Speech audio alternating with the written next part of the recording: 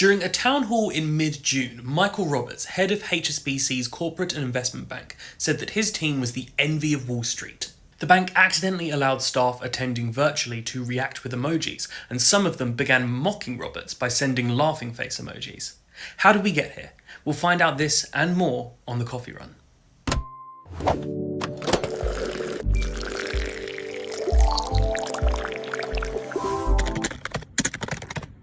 Every day on eFinancialCareers.com, we give you a rundown of news in banking, finance and beyond on morning coffee.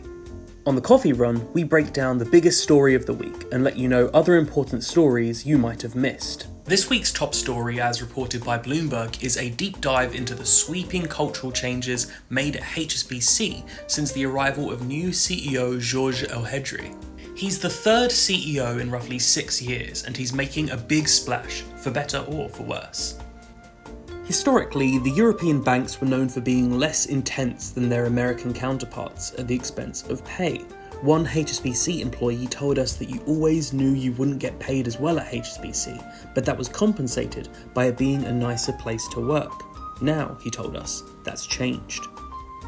For one, the bank has had sweeping cost cuts. It announced in November that it would have a thoughtful round of layoffs, which encompassed certain staff having to re-interview for their own jobs in order to stay in the role. It squeezed travel budgets and laid off 70 out of 175 employees classed as senior managers. This was followed up by something absolutely nobody saw coming. In January, HSBC announced that it was closing its M&A and ECM teams everywhere, except Asia. HSBC's London bankers said they'd had a good year and found the decision to shutter their teams crazy. Senior managers found out days beforehand, while juniors found out on the morning. To an extent, you can understand this. According to Dealogic, HSBC wasn't in the top 10 banks for M&A nor ECM in Europe last year, although it wasn't in the top 10 for either category in Asia either. Instead, HSBC's top performing books in the region were its investment grade and high yield bond books, which ranked 1st and 6th in the region respectively.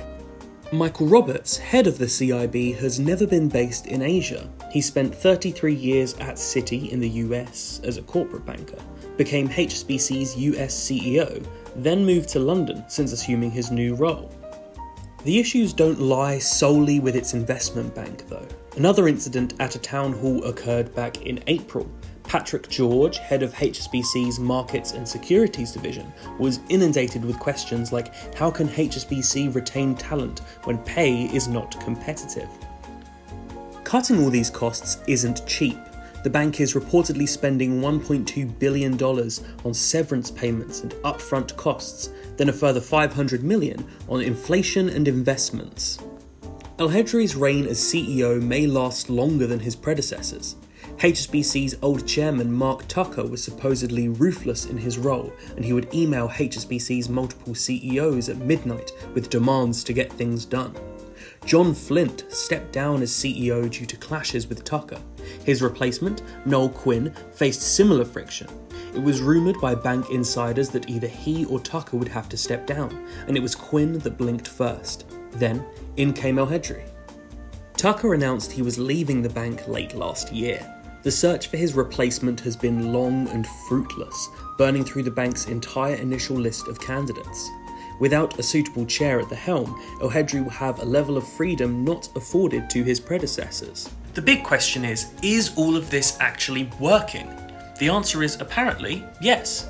The bank's stock price is up 28% so far this year, and revenues in investment banking and markets are both up for the first half of 2025. Will it continue though? Those bankers that laughed at Roberts seem to have doubts.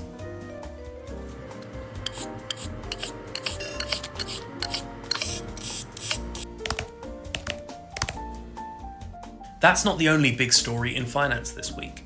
Andy Sieg, head of wealth management at Citi, was under fire earlier this month for alleged mistreatment of his subordinates. Citi brought in an external law firm to investigate, and, according to Bloomberg, they found nothing untoward. Sieg was accused of expletive-filled rants and public criticism. In one alleged incident, he called an individual's work pathetic in front of their colleagues. Jane Fraser said she was very comfortable with the investigation into Sieg and that he'd been given a very clear mandate to transform the wealth business.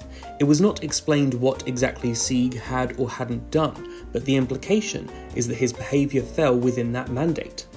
Sieg himself has actively denied the allegations, calling them inaccurate. He also said that change is hard and Citi is moving at full speed. Also from Bloomberg, moving into the hedge fund space, is the news that top traders going through a rough period are actually extremely sought after, under the notion that form is temporary but class is permanent. The reason these traders are so in demand during a drawdown is because their confidence is lower and they're more susceptible to attractive offers from rival funds due to fear of being cut by their current employer. It creates a bit of a merry-go-round of drawdown traders.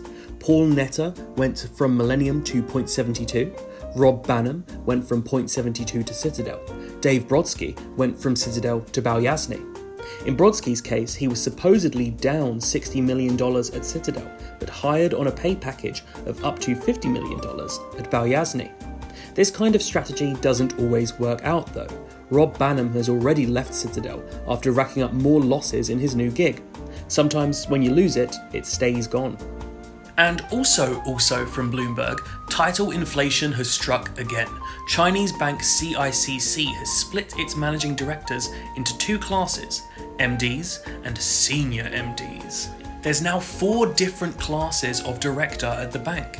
It goes executive director, then managing director, then senior managing director.